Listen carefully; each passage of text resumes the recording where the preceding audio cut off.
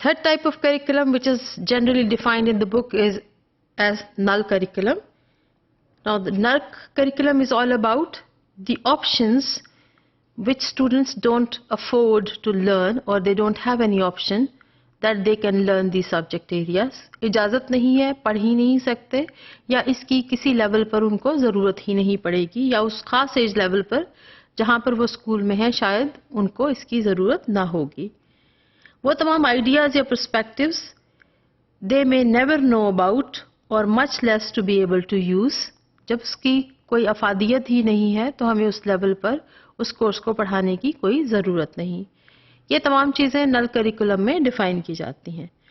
Concepts and skills that are not part of their intellectual repertoire, جو ان کے انٹلیکچولیٹی کو نہیں بڑھائیں گے, ہمیں وہ سبجیکٹ ایریاز ہی ان کو نہیں پڑھانے چاہیے.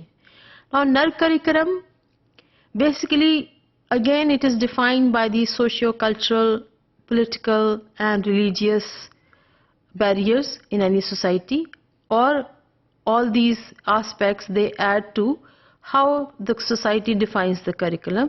So, null curriculum is the curriculum which is generally omitted from the curriculum, or it is defined by the society that this will not be taught in the curriculum while they are teaching at any grade level. The decisions regarding the exclusion of certain curriculum, it places the topics and the ideas in the null curriculum, and as we have already said that the decision comes from the society. Society نے یہ define کرنا ہے کہ یہ وہ content area ہے جو بچوں کو اس سٹیج پر نہیں چاہیے یا اس گریڈ لیول پر نہیں چاہیے, یا ہمیں اس پورے ایلیمنٹری لیول پر نہیں چاہیے, لہٰذا اس کو اس میں شامل نہ کیا جائے. سوشل سیٹ اپ کسی بھی جگہ کا کریکولم کو افیکٹ کرتا ہے, اور اس سوشل سیٹ اپ کے اثر کی وجہ سے کریکولم میں ان ایریاز کو یا سبجیکٹ ایریاز کو داخل نہیں کیا جاتا یا ان کو نکال دیا جاتا ہے. بہت دفعہ ایسا بھی ہوتا ہے کہ کلچرل سیٹ اپ اس طرح کا ہے کہ والدین اپنے ریلیجیس افیلیشن یا پولیٹیکل افیلیشن یا اپنے بلیفس اور آئیڈیاز کی وجہ سے کچھ کانٹینٹ کو پڑھانا ہی نہیں چاہتے. اس کی نہایت ہی عمدہ مثال یو ایس اے سے ملتی ہے, جہاں پر بہت سارے جیوز یا یہودی لوگ اپنے بچوں کو ایسٹرونومی کی تعلیم بالکل نہیں دینا چاہتے.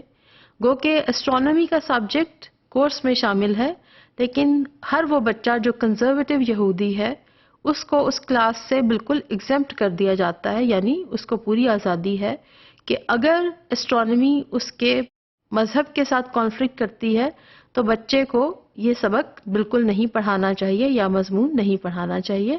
لہٰذا سوسائٹی کے پریشر کی وجہ سے وہ تمام بچے جو یہودی ہیں وہ ایسٹرونومی کا سبجیکٹ نہیں پڑھتے. ایسے تمام ڈیسیژنز جو سوشل سیٹ اپس یا ریلیجیس ایفیلیشن کی وجہ سے ہوتے ہیں, ڈیفینیٹلی کریکولم کی نیچر کو اور اس کے اسٹرکچر کو بہت زیادہ اثر انداز کرتے ہیں, کیونکہ بہت ساری چیزیں ہیں جو آپ ایک لیول پر پڑھا سکتے ہیں یا as a knowledge they can be taught, but due to certain forces they can not be taught in the class room, اور وہ ٹیچنگ لرننگ کے پورے ایکسپیرئنس کو افیکٹ کرتے ہیں. اسی طرح سے ایولیوشن کا سبجیکٹ ہے جو کانفلکٹ کرتا ہے ہماری ریلیجیس بلیفس کے ساتھ کہ انسان کی ایولیوشن کس طرح سے ہوئی. نہ کہ نل کریکولم میں یہ دیکھا جاتا ہے کہ آیا اس کی افادیت ہے, بلکہ یہ دیکھا جاتا ہے کہ اگر یہ ہم ایک خاص طبقے میں رہتے ہوئے اور ایک خاص معاشرے میں اس کو نہیں پڑھا سکتے تو اس سبجیکٹ کو بالکل نکال دیا جاتا ہے. اسی طرح سے سیکس ایجوکیشن, کیا ایلیمنٹری لیول پر آپ سیکس ایجوکیشن پڑھا سکتے ہیں؟ دنیا میں بہت سارے کریکولم میں اس کو شامل کیا جاتا ہے, لیکن ہمارا سوشل سیٹ اپ اس طرح کا ہے کہ ہم اس کو یہاں پر نہیں پڑھا سکتے. اور اگر ہم ایلیمنٹری لیول کے کریکولم کی بات کرتے ہیں تو ضروری نہیں کہ ہم اس کو اس ڈیپتھ سے پڑھائیں جتنا اس کو پڑھایا جانا چاہیے. آپ بیسک نالج ضرور دے سکتے ہیں, لیکن ہم اسے اپنے اسکولوں کے لحاظ سے نل کریکولم میں شامل کر دیتے ہیں.